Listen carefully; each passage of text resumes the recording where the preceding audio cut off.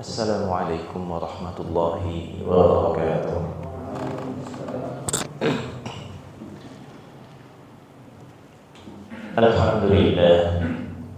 Alhamdulillahi ala ihsani wa syukru lahu ala taufiqihi wa imtinani wa ashhadu an la ilaha illallah wahdahu la syarika lahu ta'ziman li sya'ni wa ashhadu anna Muhammadan 'abduhu wa rasuluhu da'i ila ridwani. Allahumma salli wa sallim wa barik alaihi wa ala alihi wa sahbihi wa ikhwani. Jamaah sekalian, alhamdulillah kita memuji Allah Subhanahu wa ta'ala yang menjadikan hati kita tidak puas dengan sekedar kesejukan dunia. Akan tetapi ternyata Allah Subhanahu wa ta'ala juga menjadikan hati kita masih mengharapkan kesejukan batin berupa segala ketaatan kepadanya. Segala puji bagi Allah Subhanahu wa ta'ala yang dengan segala kenikmatannya kita bisa menjalani hari-hari kita dengan baik, dan demikian pula dengan kenikmatannya pula kita bisa memanfaatkan segala yang Allah berikan dengan baik. Kemudian kita juga berharap agar Allah Subhanahu wa ta'ala melimpahkan salawat serta salam kepada Rasulullah sallallahu alaihi wasallam. Semoga tersampaikan pula kepada seluruh pengikut beliau, baik dari kalangan keluarga, sahabat maupun kaum muslimin yang lainnya. Jemaah sekalian yang semoga selalu dijaga Allah. Malam hari ini kita akan bahas hadis yang ke-17. Hadis yang ke-17 ini kata Imam Nawawi, An Abi Ya'la Shaddad ibni Ausin radhiyallahu anhu, dari seorang sahabat yang mulia yang dikenal dengan julukan Abu Ya'la. Abu Ya'la, nama aslinya siapa? Shaddad bin Aus. Pernah dengar Pak nama sahabat yang ini? Belum sebelumnya ya. Mungkin yang sering kita dengar ya Khulafaur Rasyidin saja, atau beberapa sahabat yang dekat dengan mereka. Shaddad bin Aus ini sebenarnya juga salah satu di antara ahli ilmu dari kalangan sahabat Nabi Sallallahu Alaihi Wasallam. Dan sebenarnya beliau pun memiliki hubungan dekat dengan orang yang dekat terhadap Nabi Sallallahu Alaihi Wasallam. Kalau kata Imam Zahabi, beliau ini putra dari saudaranya penyair Nabi. Siapa penyair Nabi? Jemaah, sahabat yang jago bikin syair. Bahkan kadang Nabi tunjuk beliau untuk apa? Membuat sebuah bait syair demi bisa menyemangati kaum muslimin dalam berperang. Siapa penyairnya Nabi? Gak tahu, lupa ya. Namanya siapa? Hasan bin Thabit. Jadi Shaddad bin Aus ini adalah keponakannya, ya. Keponakannya siapa? Hasan bin Thabit. Apa spesialnya Shaddad? Shaddad ini selain beliau tadi kita singgung salah satu ahli ilmu dari kalangan sahabat, beliau juga orang yang sangat dikenal zuhud. Selain itu juga Bahkan di antara para salaf kita ada yang mengatakan Allah telah mengaruniakan kepada beliau dua hal. Yang pertama ilmu, yang kedua sikap hilm. Hilm yang mencakup seluruh akhlak mulia maupun sikap yang beliau ini pandai mengontrol dirinya. Nah, baik jemaah sekalian, semoga selalu jaga Allah Subhanahu wa taala. Antum pernah tidak kena susah tidur, insomnia? Pernah? Sering ya? Mikirin utang. Ya, apalagi insomnia gara-gara apa? Nganggur. Iya, bingung, kepikiran harus mengerjakan apa. Iya. Ada lagi insomnia gara-gara apa? Biasanya sudah di atas kasur ini Pak, tapi gak bisa tidur. Mau balik kanan, balik kiri, hadap ke atas, hadap ke bawah pun gak bisa tidur. Ya, pernah ya? Sakit perut misalkan. Ya. Dan seterusnya. Beliau juga pernah. Tapi beliau ini lain. Insomnianya beliau itu Masya Allah. Ya. Jadi dikisahkan di dalam Syiar A'lamin Nubala juga, dulu beliau ini pernah mengalami insomnia. Tatkala beliau sudah di atas ranjangnya, seperti kita tadi, balik kanan gak nyaman, balik kiri gak nyaman, pindah posisi pun tidak nyaman. Tapi beliau mengatakan, Allahumma inna naro adhabat minni nauma. Ya Allah, sesungguhnya mengingat neraka itu membuat rasa ingin tidurku sirna. Ya, jadi beliau insomnia gara-gara apa? Ingat neraka. Ya, nggak kayak kita banyak utangnya. Nggak kayak kita yang nggak bisa tidur karena banyak kepikiran dunia. Nah, akhirnya apa? Beliau pun bangun, nggak jadi tidur, sholat sampai pagi. Karena apa? Kuatnya beliau dalam mengingat mati, mengingat pedihnya azab neraka nanti. Jadi batal tidurnya. Ya, demikian. Ya, itulah gambaran Pak yang sering kita ingatkan, kenapa kita kok hendak beragama mencontoh mereka. Karena kualitas batin maupun lahiriahnya jauh dibandingkan dengan kita. Makanya apa? Kita hanya bisa berusaha menisbatkan diri beragama seperti cara mereka, meskipun kita tidak bisa benar-benar sempurna menirunya. Ya, semoga ya kita bisa seperti orang Badui itu ya, yang datang kepada Nabi tiba-tiba kemudian nanya kepada Nabi Shallallahu Alaihi Wasallam, wahai Rasulullah, ya ada orang yang dia beriman tapi dia belum bisa beramal layaknya orang-orang yang banyak beramal, ya, atau kurang lebih demikianlah yang beliau sampaikan. Demikian. Tapi Tapi kata dia mencintai mereka. Ada seseorang yang mencintai orang yang saleh, akan tetapi belum mampu menyandingi atau sebanding mengusahakan amal soleh selayaknya mereka.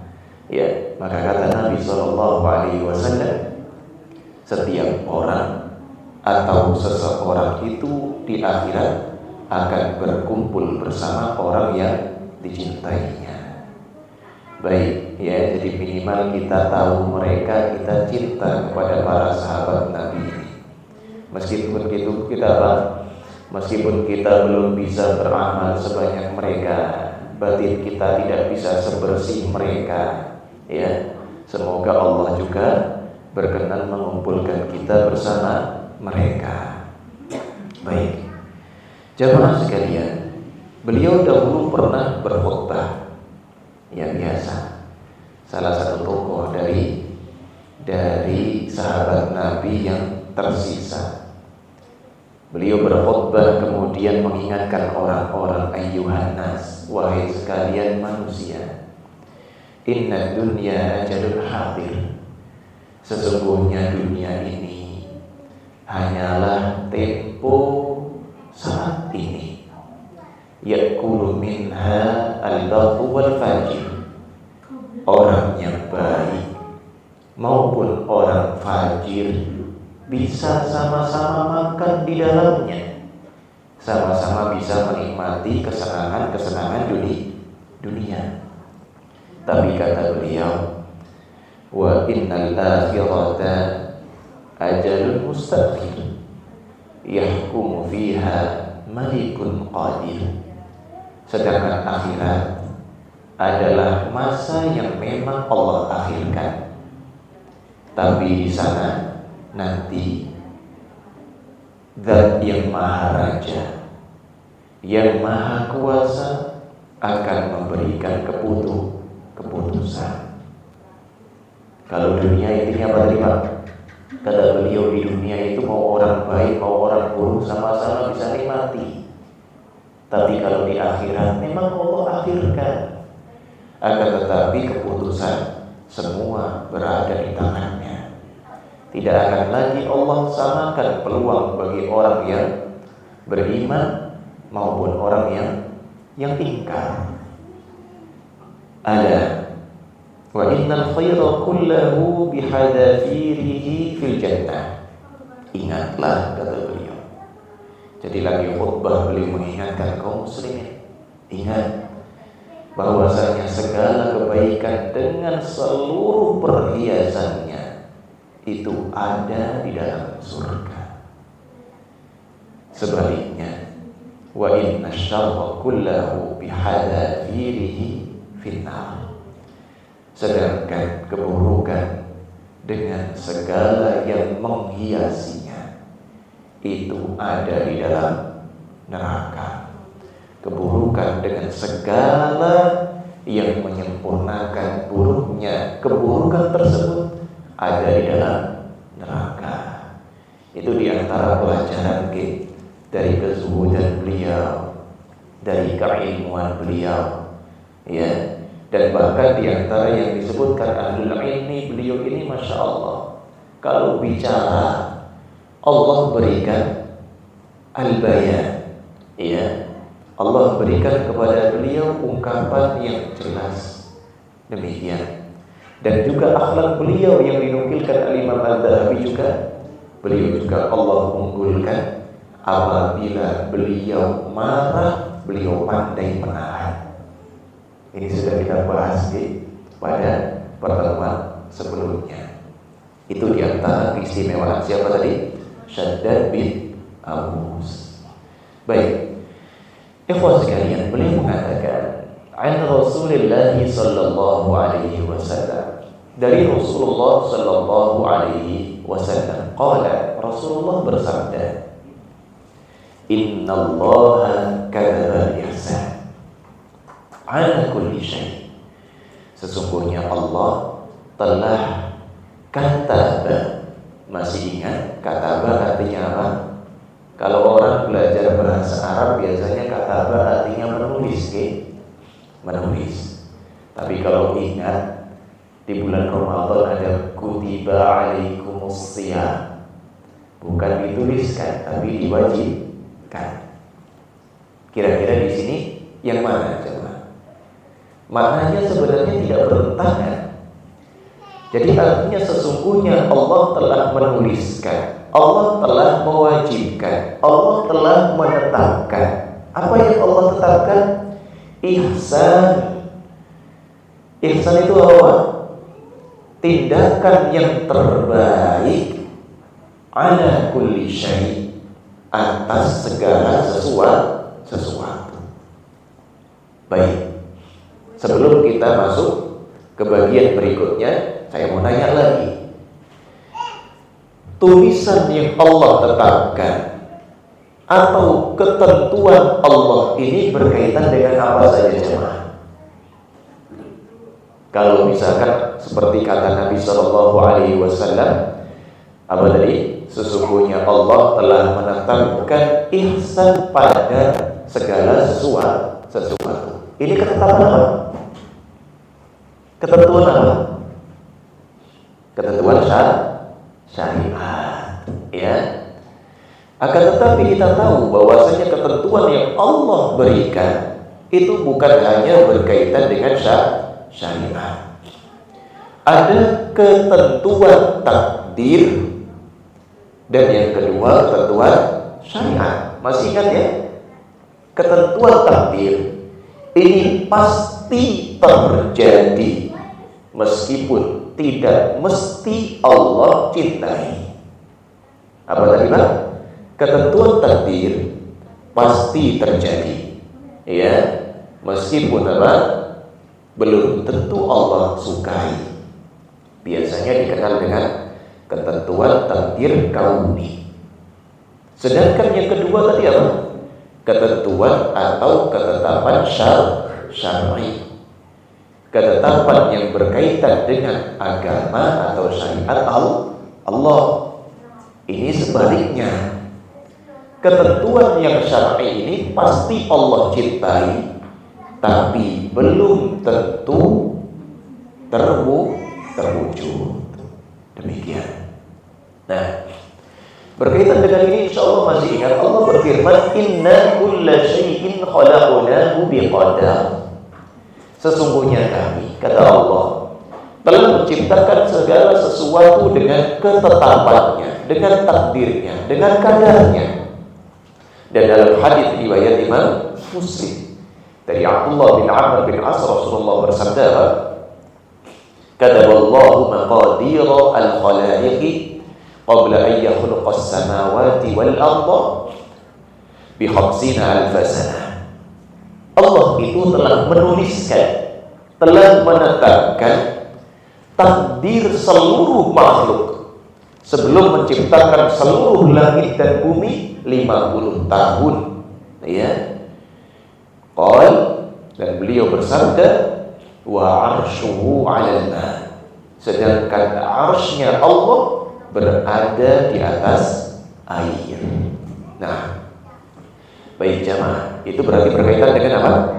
Takdir atau ketetapan takdir, ya. Ketetapan takdir sudah Allah tentukan sebelum Allah menciptakan seluruh langit dan bumi 50 tahun sebelumnya. Sedangkan kalau ketetapan syariat, kayak tadi contohnya tentang ketetapan puasa, ini yang jelas nih, yang mudah contohnya. Selain itu apa lagi? Allah Subhanahu wa ta'ala berfirman, Kutiba 'alaikumul qital wa huwa kurhun lakum. Peperangan itu diwajibkan oleh Allah dahulu, ya.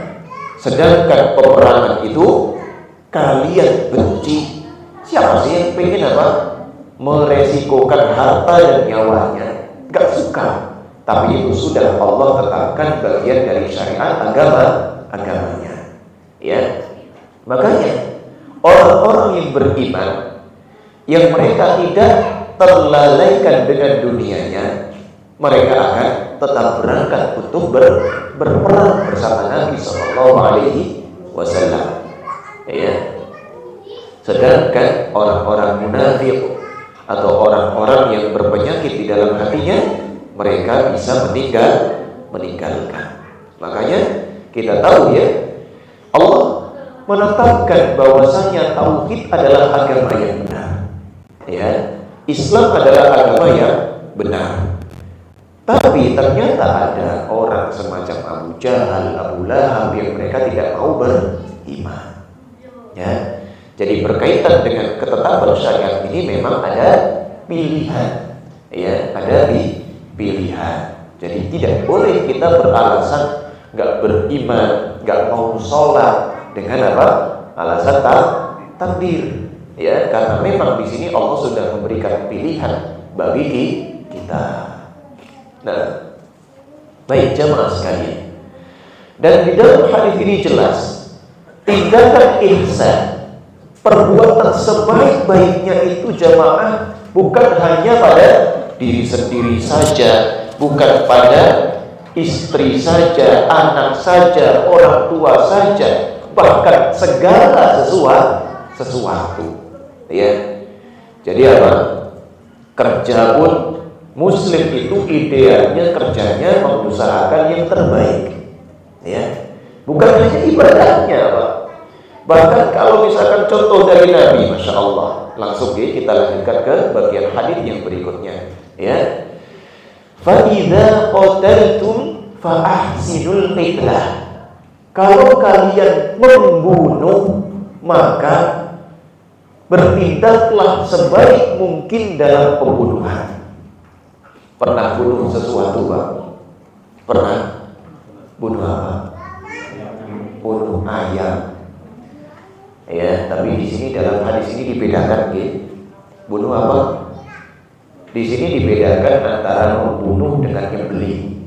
Ya. Karena memang tidak setiap pembunuhan itu penyembelihan. Ya. Demikian. Jadi kata Nabi sallallahu alaihi wasallam, "Fa idza qataltum fa ahsinul qitlah." Jika kalian membunuh, maka berbuat baiklah sebaik mungkin dalam pembunuhan. Makanya di dalam Islam diharamkan meskipun perang melawan orang kafir untuk melakukan tindak mutilasi. Kita secengkel apapun dengan orang kafir itu, ya, udah misalkan punya dendam pribadi, tambah lagi jengkel karena Allah, ya, mereka musyrik memerangi kita misalkan, ya, tapi apa? Allah tetap memerintahkan kepada kita untuk bertindak sebaik-baiknya meskipun itu tindak pembunuhan. Gak boleh kita lampiaskan potong tangannya seperti tindakan orang kafir dahulu. Hamzah hidungnya dipotong sampai dibongkar dadanya, kemudian diambil jantungnya, dikunyah oleh orang yang dendam kepadanya. Gak boleh demikian. Na'udzubillah tadi, ya. Nggak kebayang, ya. Kok kayak merem-merem. Baik, jamaah sekalian yang semoga selalu dijaga Allah Subhanahu wa taala. Nah, pertanyaan. Masih ingat gak kira-kira nih? Patokan alias, ya, tolak ukur ihsan dalam membunuh selain kisos itu yang bagaimana, jemaah? Ya, patokan sesuatu atau tindakan pembunuhan bisa dianggap ihsan selain pada kasus kisos, itu yang seperti apa, jemaah? Maka kata para ulama, ya, adalah yang paling minim rasa sakitnya dan paling cepat mematikannya. Demikian. Apa tadi? Kriteria ihsan dalam pembunuhan adalah apa? Paling minim rasa sakitnya dan paling cepat mematikannya. Contoh misalkan kita bunuh binatang. Masih ingat hadis tentang apa? Binatang yang memang kata Nabi tergolong binatang fasik. Kata Imam Nawawi dalam Syarah Sahih Muslim dikatakan fasik itu memang karena fasik itu sinonimnya kharij, keluar dari keumuman binatang yang Allah ciptakan. Ini bahaya dan keburukannya lebih besar. Makanya apa? Tergolong binatang yang fasik. Kata Bunda Aisyah radhiyallahu taala anha, ya, beliau menyampaikan bahwasanya Rasulullah mengajarkan kepada kita sebuah syariat. Syariat dibolehkannya membunuh beberapa binatang yang tergolong fasik. Di antara hal yang disebutkan dalam Sahih Bukhari dan Muslim adalah apa? Yang pertama, ya, kata beliau intinya apa? Khamsu fawasiqa yuqtalna fil hilli wal haram. Ada 5 binatang fasik yang boleh atau disyariatkan dibunuh dalam kondisi halal maupun haram. Kondisi halal maksudnya apa, Pak? Tidak sedang ihram atau tidak berada di tanah haram. Itu kondisi halal. Oke. Kalau kita misalkan sedang apa? Sedang ihram untuk umrah, untuk haji, itu tidak dalam kondisi halal sampai tahallul, kan gitu. Kalau kita berada di tanah haram, maka kita pun terlarang sampai kita keluar dari tanah haram. Demikian. Nah, apa saja binatang itu? Ada beberapa kapal yang berbeda. Di antara yang kita nukilkan ini adalah salah satunya al-hayyah, ular. Ular. Kalau kita misalkan ketemu ular di kebun, boleh dibunuh tidak? Boleh. Ya. Apalagi itu ular berbisa, misalkan berbahaya. Ya. Kemudian apa? Iya, itu riwayat yang lain. Ada riwayat yang menyebutkan kalajengking memang. Ada yang menyebutkan al-ghurabu al-abqar. Al-ghurabul abqar. Nah, ghurab abqar ini gagak belang. Gagak belang. Jadi yang pertama ular, kemudian yang kedua gagak belang. Ya, biasanya gagak kan hitam semua. Ini ada gagak tapi apa? Ada belangnya, ada putihnya atau ada abu-abunya. Nah, tapi meskipun demikian kata ahlul ilmi boleh dikiaskan dengan binatang perusak yang lainnya. Ya. Kemudian apa lagi? Wal fa'rah, tikus. Nah, tikus nih, ya. Jadi tikus itu disyariatkan untuk dibunuh, ya. Kita tahu sendiri, bahkan secara medis sekarang katanya apa? Bisa bawa penyakit tipes, ya. Nah, kemudian wal kalbul aqur. Apa itu? Anjing galak. Apalagi anjing gila, Pak. Ya. Anjing galak juga disyariatkan dibunuh. Wal hudayyah. Dan yang kelima dalam lafal ini apa? Alam-alam. Ya. Binatang pemangsa berupa burung yang kadang memangsa ternak kita. Ya. Jadi ini diantara 5 sampel binatang yang mungkin kita temui kemudian boleh kita bunuh. Ya, atau seperti tadi, apa dalam riwayat yang lain ada al-aqrab, kalajengking. Ya, atau dalam hadis yang lain apa? Nah, yang banyak di rumah ini cicak. Bahkan mengenai cicak ini ada lafaz khususnya, masya Allah. Ya, kata Nabi Shallallahu Alaihi Wasallam mengenai cicak ini apa? Siapa yang bisa membunuh cicak dalam sekali pukulan, maka apa? Lahu mi'atu hasanah. Dia berhak memperoleh 100 kebaikan. Nah, berarti kalau besok lagi ketemu cicak, ya, dan dapat pahala, maka apa? Semakin yang cepat membunuhnya, semakin besar pahalanya. Demikian. Oh, misalkan di horden itu ketemu cicak, wah, sekali pukul mati, maka kata Nabi Sallallahu Alaihi Wasallam dapat mi'atu hasanah, ada 100 kebaikan. Wa mitsaniyati duna dzalik. Pukulan yang kedua, kalau misalkan baru mati, maka apa? Pahalanya lebih rendah dari itu. Wa mitsaniyati duna dzalik. Dan apabila ternyata matinya cicak itu di pukulan yang ketiga, maka pahalanya juga lebih rendah dari itu. Nah, ini jelas, bahwasanya kalaupun disyariatkan untuk membunuh sesuatu di dalam Islam, tetap saja kriterianya harus apa? Harus memenuhi kriteria yang terbaik. Ya, harus tetap diusahakan kriteria pembunuhan yang terbaik. Ya, misalkan jengkel karena ada anjing yang suka gigit kita, nyerang kita, ya. Kemudian pas kita bawa atau nemu tongkat, kita hajar sampai berkali-kali. Padahal misalnya, ya, sekali, 2 kali, 3 kali bisa langsung mati. Maka apa? Tentunya kita hindari melampiaskan emosi dengan apa? Pembunuhan yang sadis tadi. Ya, demikian.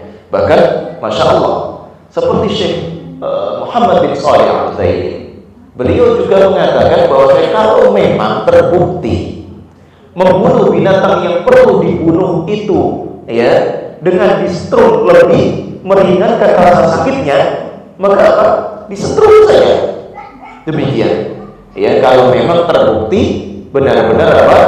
Lebih ringan rasa sakit yang dirasakan binatang itu. Kalau pembunuhan ya, bukan penyembelihan. Kalau penyembelihan harus disembelih, nggak boleh disetrum aja. Ya. Tapi apa? Jika sekedar untuk membuatnya pingsan, okay, kemudian disembelih sehingga lebih meringankan, selama apa? Memang masih hidup, maka tidak masalah. Itu ya yang disebutkan oleh para ulama. Baik, jamaah sekalian yang semoga selalu dijaga Allah Subhanahu wa taala. Sudah, itu berkaitan dengan membunuh. Kata Nabi apa tadi, Pak? Apabila kalian membunuh, maka bunuhlah dengan cara yang paling baik. Nah, kemudian wa idza dzabhtum fa ahsinudz dzibha. Ya. Dan apabila kalian menyembelih, maka sembelihlah dengan cara yang paling baik. Oh iya ya. Tadi kita belum singgung, Pak. Berkaitan dengan pembunuhan dalam masalah qisas. Tapi insya Allah semuanya masih ingat, ya. Qisas itu adalah pemberian hukuman yang setimpal sesuai dengan tindakan. Kalau muslim membunuh muslim dengan sengaja, maka apa? Qisasnya dibunuh juga.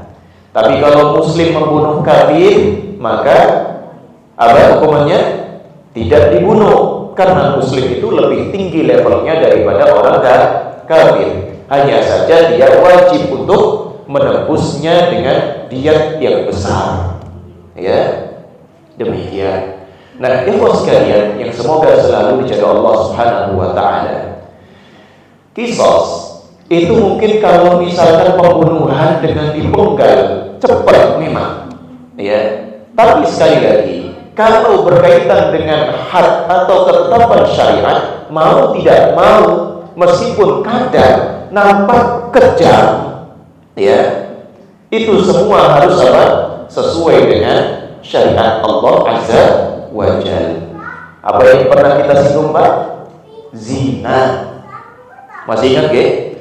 Orang yang sudah berkeluarga, sudah nikah dengan pernikahan yang sah, dia sudah pernah merasakan hubungan suami istri, tapi dia masih zina, maka apa?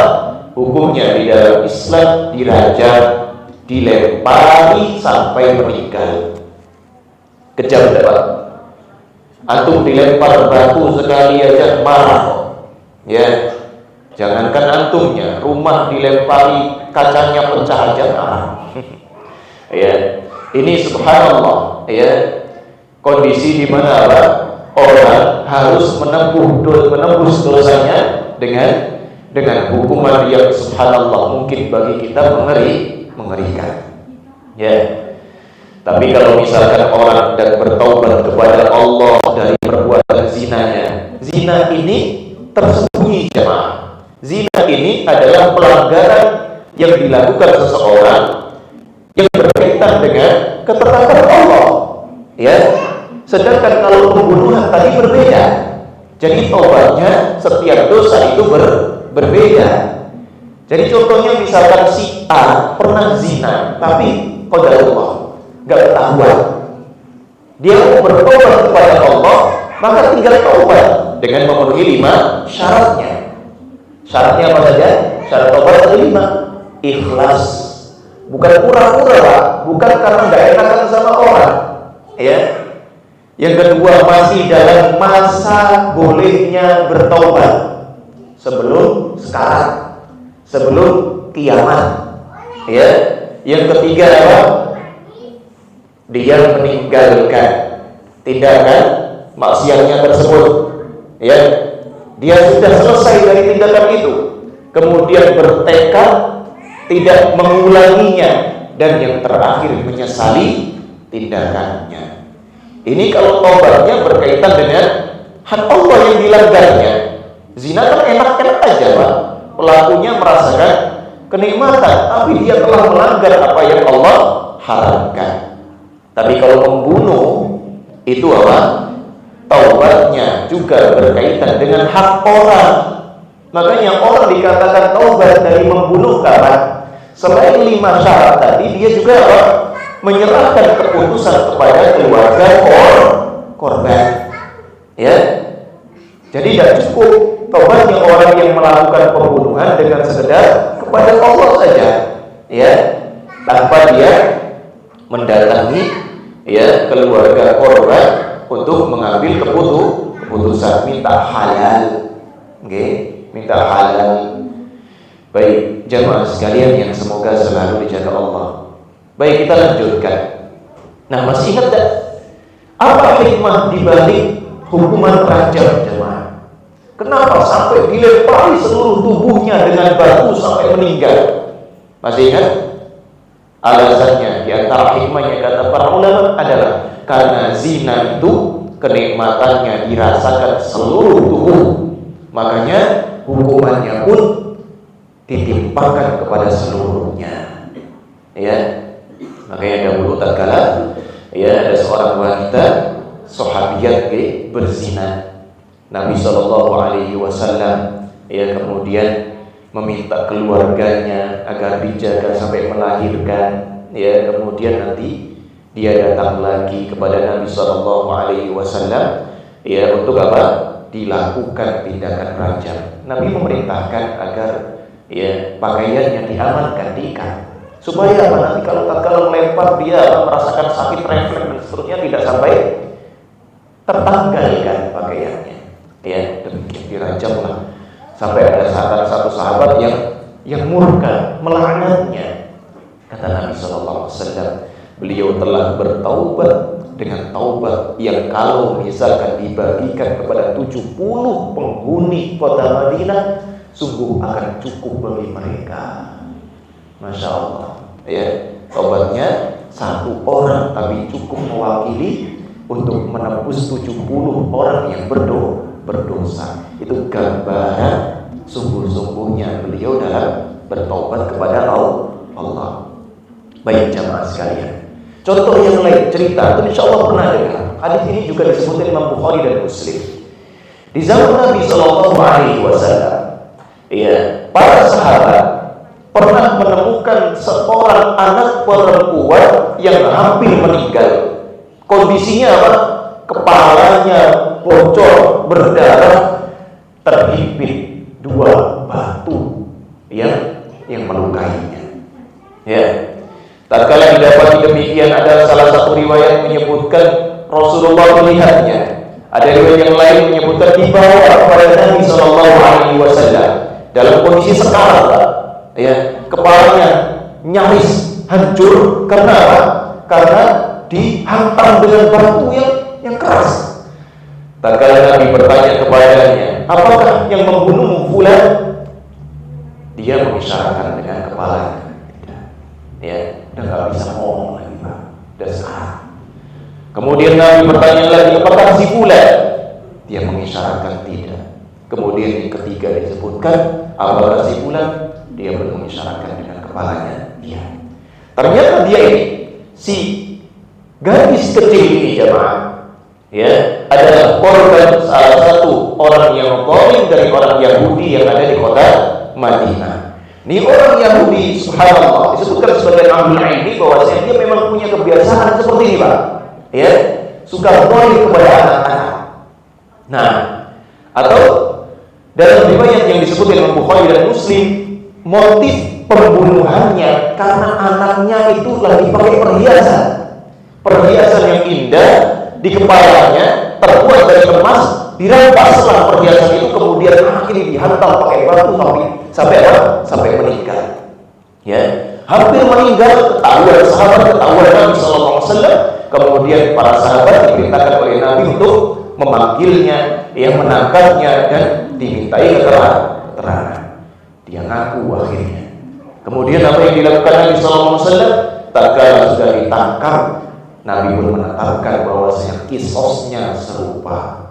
Kepalanya dihantamkan dengan batu sampai meninggal. Sampai kayak gitu. Ya. Ini bukan tangan biasa, kepalanya ini, ya, subhanallah, ya, dihimpit 2 batu. Anda nggak tahu gimana metodenya. Apakah batu disingkirkan atau dia dipalingkan kemudian dihantam batu, ya, sampai pecah meninggal, ya, dia. Subhanallah, itulah kisos yang Allah tetapkan, ya, sebagai wujud keadilan yang Allah berikan kepada kita. Baik, ikhwas sekalian, kembali kepada bagian berikutnya tadi. Sekarang, ya, patokan ihsan dalam menyembelih. Menyembelih kan ibadah, Pak, ya. Menyembelih itu sebenarnya ibadah kepada Allah Subhanahu wa taala. Maka berbeda dengan pembunuhan. Kalau pembunuhan tadi kriterianya apa? Mana yang paling ringan rasa sakitnya dan mana yang paling cepat mematikannya. Sedangkan patokan ihsan dalam menyembelih binatang itu apa? Adalah sesuai ketentuan syariat. Makanya, ya, kalau kita ingat dalam masalah fikih 8 syaratnya itu bukan cuma berkaitan dengan pisaunya saja, tindakannya saja, bukan. Orangnya ada syaratnya. Apa syaratnya?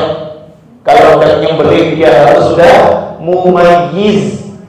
Misalkan anak sudah 9 tahun atau 8 tahun, sudah pintar dia, sudah ngerti, berani lagi, ya, nyembelih ayam siapa?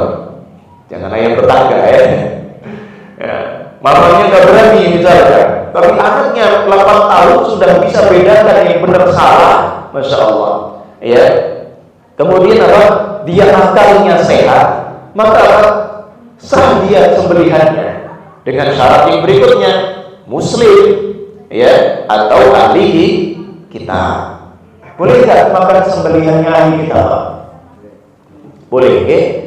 Dan Allah sudah sebutkan ini dalam surat Al-Maidah ayat ke-5, ya, wa ta'amul ladzina utul kitaba hillul lakum, dan makanannya orang ahli kitab itu halal buat kalian. Terus apa kaitannya dengan makanan? Nah, tafsiran dari Abdullah bin Abbas menyebutkan makanan di sini maksudnya adalah sembelihan. Ya, makanya syarat kedua pelakunya, masya Allah, ya, harus muslim atau ahli kitab. Cuma jemaah sekalian masih dikaitkan dengan syarat yang lain lagi. Apa itu? Ya, dia melafalkan tasmiyah alias membaca bismillah. Kalau misalkan saya nggak berani nyembelih kambing misalkan, saya punya tetangga orang Nasrani misalkan, ya, boleh nggak saya minta tolong sama dia? Boleh. Kalau misalkan tetangganya nggak ada yang muslim lagi misalkan, ya, dia sendirian di sana, kemudian apa, tetangganya ini Nasrani, boleh kita minta tolong kepada dia dengan syarat suruh dia baca bismillah. Kalau dia lupa, maka nggak sah sembelihannya. Muslim aja kalau nggak baca bismillah nggak sah sembelihannya, nggak halal, apalagi ahli kitab. Demikian, ya. Jadi apa? Syaratnya apa tadi? Tadi yang berkaitan dengan orangnya mumayyiz dan berakal sehat, muslim atau ahli kitab. Yang ketiga, membaca bismillah. Kemudian kalau muslim, bukan muhrim, bukan bahasa kita kan biasanya apa? Jangan pegang, saya bukan muhrim, bukan mahram yang betul. Tapi kalau muhrim itu orang yang sedang ihram, ya. Bukan muhrim artinya apa tadi, Pak? Muslim ini tidak sedang ihram, gitu, ke? Kemudian, ya, syarat yang terakhir berkaitan dengan orangnya, ya, tentunya ada beberapa poin yang masih dibahas oleh para ulama. Ini singkat saja. Yang kelima, tidak mempersembahkannya untuk selain Allah. Ya, tidak mempersembahkannya untuk selain Allah. Demikian, ya. Dan di antara dalil harus tasmiyah tadi apa Pak? Misalkan firman Allah, wa la takunu mimma lam yuzkar ismullahi alaihi, dan janganlah kalian makan ya apa saja yang nama Allah belum disebutkan kepadanya. Ini berkaitan dengan sembelihan ya, demikian. Nah, kalau misalkan syarat kelima tadi apa? Tidak mempersembahkannya kepada selain Allah. Contohnya adalah firman Allah, wa ma dzubiha 'ala nusubi. Ya, yang diharamkan apa contohnya? Apa saja yang disembelih untuk dipersembahkan pada berhala. Makanya kalau misalkan ada ketemu misalkan ya, di sebagian daerah yang masih apa? Tradisionalis ya. Kadang mereka masih belum tahu bahwasanya sesajen untuk katanya Dewi Sri ya, itu apa? Termasuk kesyirikan. Dulu di kampung saya itu ada masih ada, tapi saya waktu diceritain ini sudah tidak ada lagi ya. Ada mata air yang orang biasanya ngambil air dari sana untuk minum, Pak, jernih airnya, Masya Allah ya. Di sana biasa ditaruh, disembelih kepala sapi, ditaruh di sana ya, untuk apa? Dipersembahkan kepada ya yang berkuasa atau yang jaga di sana. Subhanallah ya, nyembelih tapi untuk selain Allah. Maka yang seperti ini ya, meskipun kita apa, nampaknya bisa memanfaatkan daripada buang bau nanti lama, nanti saya bawa pulang, saya bikin sop, nggak boleh ya, nggak boleh, karena apa? Ini disembelih untuk dipersembahkan kepada selain Allah ya. Itu berkaitan dengan apa tadi Pak? Pelakunya. Masya Allah. Jadi yang terbaik dalam penyembelihan itu sesuai dengan syarat yang Allah tetapkan. Tentang orangnya tadi 5 syaratnya ya. Kalau tentang alatnya apa? Pertama ya, benda tajam. Benda tajam, bukan benda tumpul. Benda tumpul gimana? Membuat borok ya? Nggak bisa ya. Jadi benda tajam, entah itu dari besi ya, dari apa lagi, perak, emas, boleh nggak? Boleh ya. Atau mungkin yang primitif pakai batu ya, atau mungkin nggak ketemu. Masya Allah, misalkan kita lagi di belakang sini ketemu ada rusa misalkan, nggak tahu rusa apa kalau masih ada ya. Kemudian rusa ini kita apa? Kita lempar ya, supaya apa? Lumpuh. Kemudian kita sembelih. Kita lempar pakai kayu kakinya, tapi ternyata kena kepalanya, hampir mati. Wah, nggak ada belati, nggak ada pisau, nggak ada apa. Golok ini gimana? Adanya kacanya tajam, pakai kaca, nggak apa-apa, sembelih saja. Demikian. Jadi syarat pertama apa? Berkaitan bendanya apa? Harus benda tajam. Syarat kedua, bukan tulang ya. Dan ini ada hadisnya ya, alatnya halal, bukan tulang atau apa, atau belati orang Habasyah. Karena nggak tahu bentuknya seperti apa, tapi Nabi SAW juga melarangnya. Jadi bukan terbuat dari tulang atau seperti belatinya orang-orang Habasyah, orang-orang Ethiopia dahulu. Wallahu a'lam. Nah, itu 2 syarat berkaitan alatnya. Lanjut ya, lanjut. Belum ada yang ngantuk. Kemudian kalau berkaitan dengan hewannya apa? Harus halal disembelih ya. Gak bisa asal niat baik aja kemudian maling ayam tetangga ya, pengen kurban kemudian apa ya, dia bawa kambing tetangga ya, gak halal. Karena apa? Binatang curian. Apalagi misalkan alhamdulillah ya, kurban pakai apa ya, pakai khinzir ya. Tahu khinzir? Babi. Nah, atau binatang yang haram yang lainnya. Kemudian, nah, dalam penyembelihannya, dalam proses penyembelihannya kita harus apa? Dipersyaratkan juga oleh Allah mengalirkan darah. Maka yang dalam mazhab Syafi'i dan Hambali minimal 2 yang terputus, saluran nafas dan saluran makanan, tenggorokan dan kerongkongan. Lebih baik lagi kalau kedua urat lehernya putus. Ini yang lebih utama. Demikian, ya. Baik. Makanya kata Nabi sallallahu alaihi wasallam, "Ma anharad dama wa dzukira Rasulullah alaihi fakul."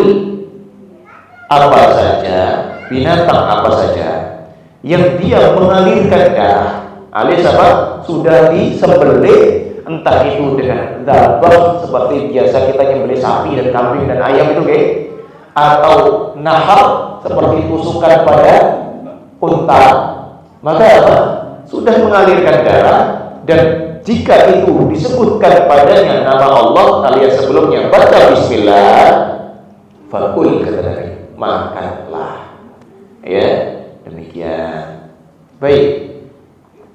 Kemudian terakhir, ya, di dalam hadis tersebut Nabi sallallahu alaihi wasallam bersabda, "Wal yuhidda ahadukum syafratah." Ini di antara adab, ini di antara adab. Tadi kan syaratnya benda tajam, tapi meskipun benda tajam kata Nabi sallallahu alaihi wasallam, hendaklah dia pertajam. Ya. Jadi jangan sampai kita asal yakin aja, oh ini pisau, dia pisau memang benda tajam. Tapi kemudian apa? Enggak dipastikan ini masih bisa enggak buat borok ini. Ya. Apalagi kadang binatang unggas yang ada bulunya. Ngerasanya macam sudah kepotong, ternyata apa? Belum. Ya, pernah dulu. Pernah mendapati ada yang nyembelih burung merpati pakai pisau seadanya. Ya, namanya bocah nggak ngerti gitu kan. Ya, dia mau belajar untuk motong. Kemudian apa? Udah rasanya dipotong gitu. Binatangnya pun sudah terkelepar gitu. Layaknya binatang yang sudah disembelih. Ternyata subhanallah, ya, nggak mati atau apa? Mohon maaf, nggak terpotong. Mati, mohon maaf ya, mati tapi tidak terpotong.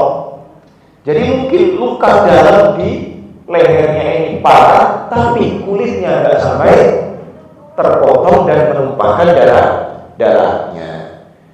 Soalnya dulu itu karena mungkin takut nyiprat, dia sudah menyediakan ember, Pak, supaya habis digorok itu langsung masukin ke bawah yang tutup, ya, terkelepar di dalam ember itu. Nggak tahunya ternyata waktu dibuka nggak ada darahnya. Ya, karena apa? Pisaunya tidak cukup tajam. Dan ini diantara adab, masya Allah. Ya, kalau kita nyembelih kata Nabi Sallallahu Alaihi Wasallam, ya, wal yuhidda ahadukum syafratan, hendaklah dia pertajam itu benda tajamnya.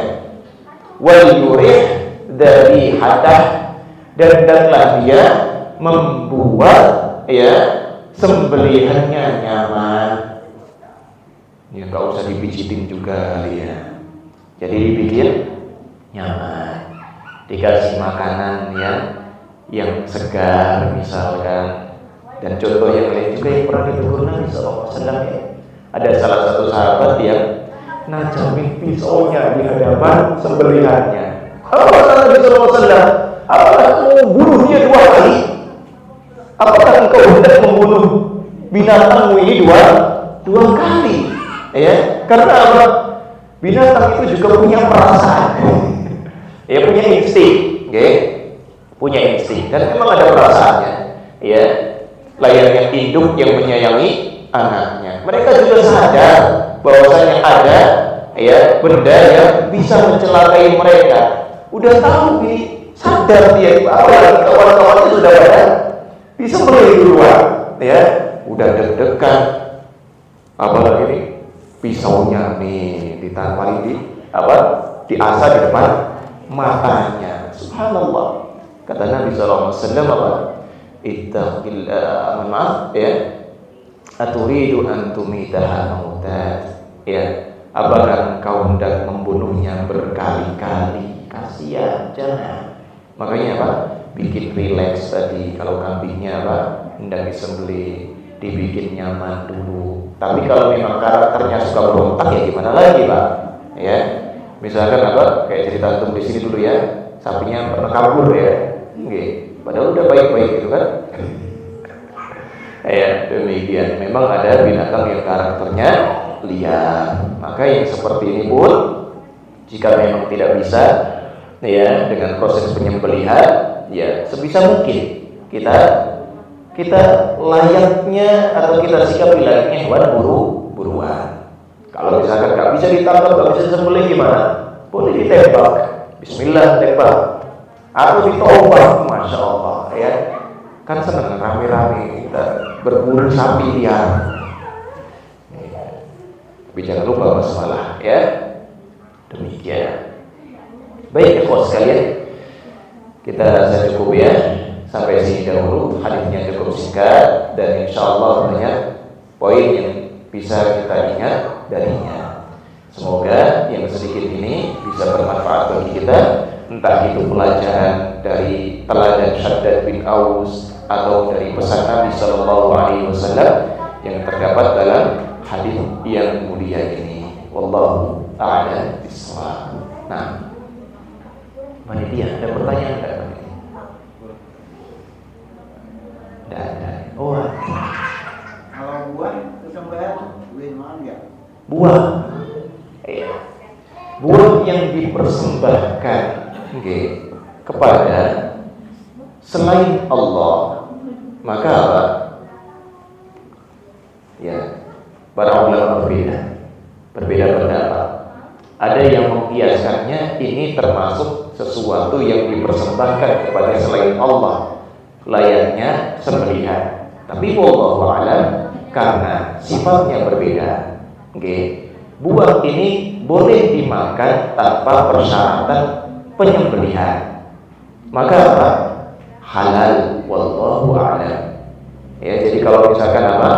Kita lihat, wah ini daripada mubadir untuk dipersembahkan kepada selain Allah, maka apa? Maka buah ini wallahu a'lam masih halal. Sedangkan yang jelas-jelas secara nas diharamkan adalah yang berkaitan dengan sembelihan. Nah, jadi beda. Baik, sudah ngantuk. Iya. Alhamdulillah nyaman, harinya dingin ya. Hujan yang menyejukkan, alhamdulillah. Cuman ya alhamdulillah juga banyak yang terhalang. Akhirnya kelihatannya lebih sepi dari biasanya. Ala kulli hal kita berharap ya kita sudah dapat pahala niatan untuk melaksanakan kebaikan meskipun kita belum bisa datang ya. Tapi yang nggak ada udzur ya, apalagi Masya Allah ya, Allah mudahkan entah dengan kendaraan dan jarak yang mungkin tidak terlalu jauh, maka apa? Ya kita tetap usahakan untuk memakmurkan masjid-masjid Allah. Kita tetap berusaha untuk apa? Mendatangi majelis-majelis ilmu. Wallahu a'lam bishawab. Subhanakallahumma wa bihamdika, asyhadu an la ilaha illa anta, astaghfiruka wa atubu ilaik. Assalamualaikum warahmatullahi wabarakatuh.